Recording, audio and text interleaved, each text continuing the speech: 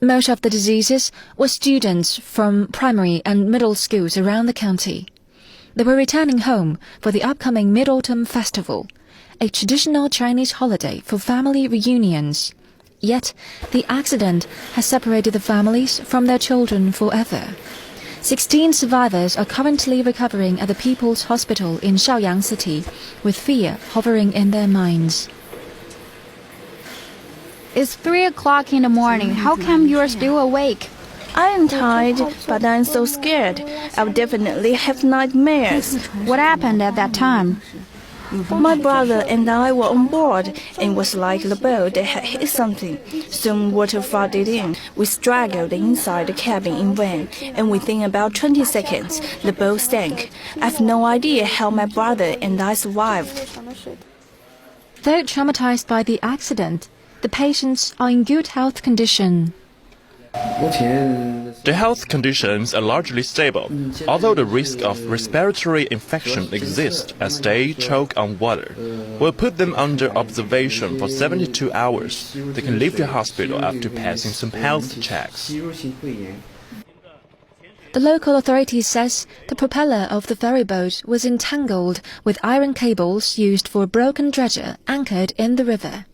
Failing to switch off the engine, the two owners of the vessel also grossly overloaded it, causing the boat to sink. They are now in police custody.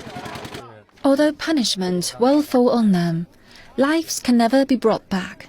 While others are preparing for the reunion festival coming in 2 days, these sorrow-filled families have only tears waiting ahead.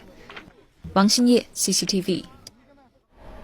Let's now turn to the heated debate in the U.S. over a potential arms sales deal with Taiwan.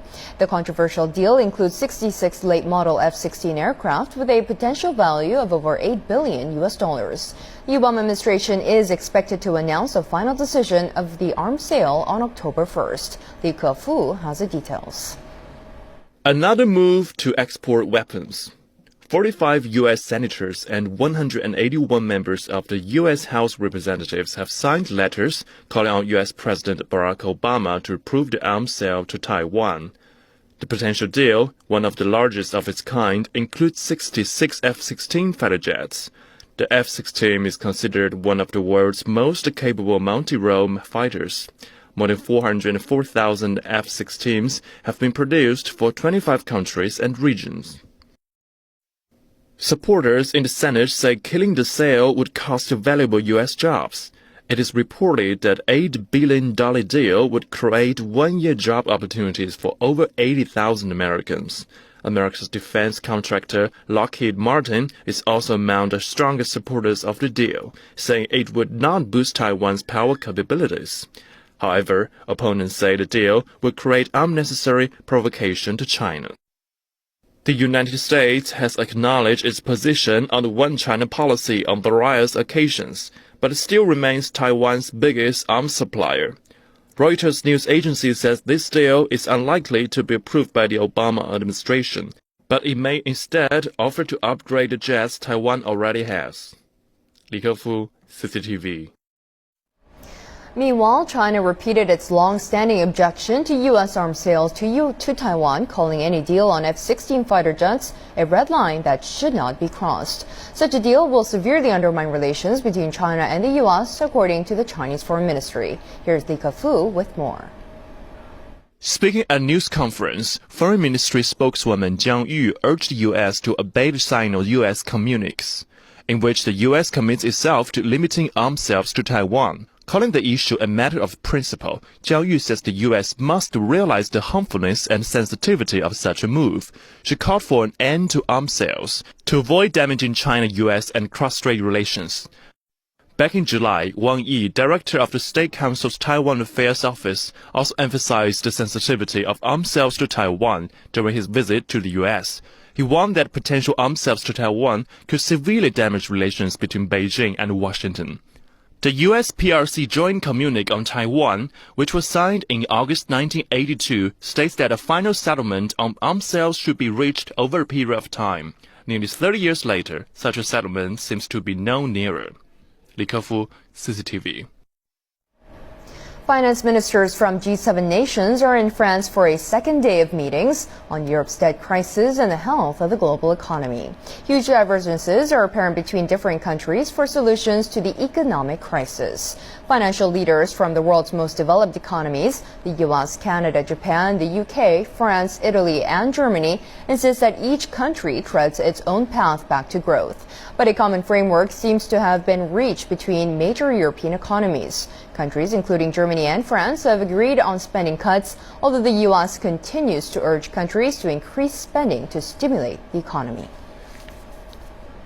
D'autres choix que d'additionner des plans d'économie, mais que dans ces choix de plans d'économie, we don't have any other choice other than adding up plans of savings. But in these plans of savings, of measures that some are calling austerity measures, between us, it doesn't matter how you call it. These are savings.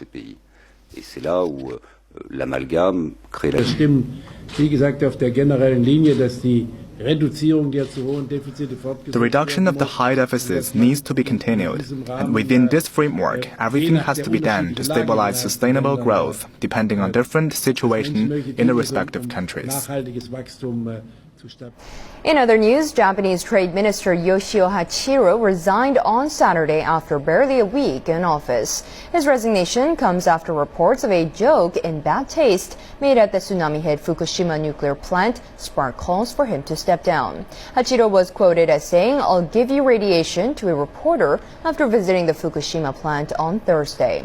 Ruling Democratic Party policy chief Seiji Maehara has deemed the incident very serious if it proves to be true. Hachiro earlier apologized. Now, eating mooncakes is a tasty tradition when it comes to Mid-Autumn Day, but it's not the only one. Let's go to two cities in southeastern China to see how people there are marking the festival in their very own way. In Yiwu, Zhejiang province, mooncakes, fruit, and water chestnuts are the traditional gifts for the lunar goddess. And this year, teachers from a local kindergarten are introducing other traditions to their little ones, like incense and lantern riddles. Praying for peace and happiness, the children place incense in grapefruits and light them. And once they have hung up their handmade lanterns, a ceremony thanking the moon is held with their parents and teachers. The kids today play with incense balls and gas lantern riddles. Even people at my age are not that familiar with these rituals, so I think it's a meaningful day for all of us.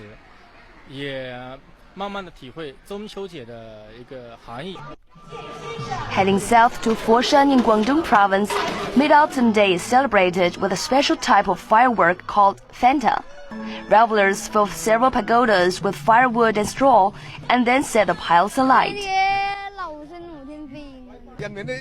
It's a traditional metaphor that the higher the fire burns, the more happiness we will have.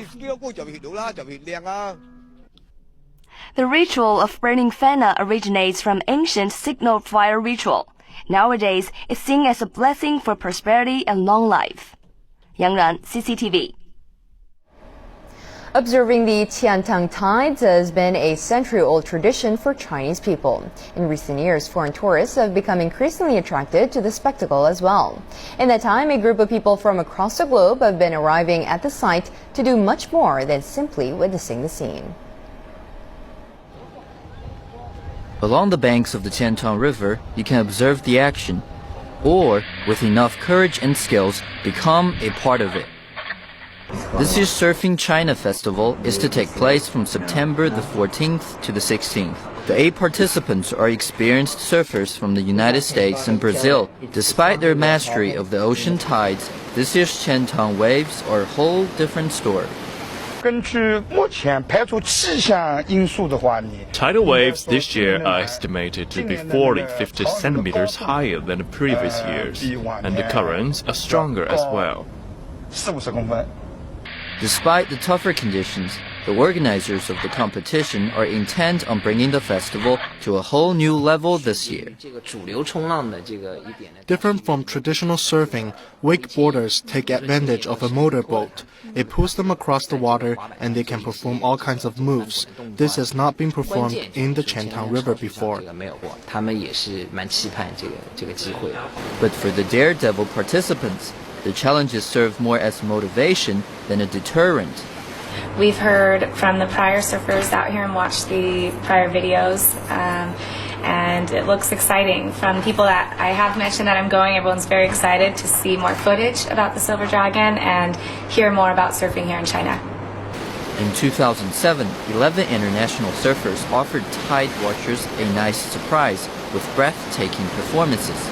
A year later, the city of Hangzhou sent out official invitations to surfers from across the world to take a crack at the Qiantang waves. Since then, the competition has been an annual attraction. Wu Haojun, CCTV.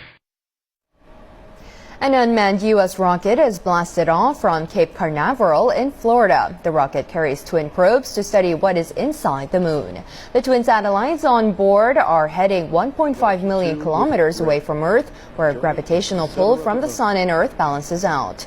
From there, the NASA Gravity Recovery and Interior Laboratory Satellite, or GRAIL, will make a long, slow approach to the moon. The twin GRAIL probes are designed to precisely map the moon's gravity so scientists can learn what lies beneath our lunar crust and whether the moon's core is solid, liquid, or some combination of the two.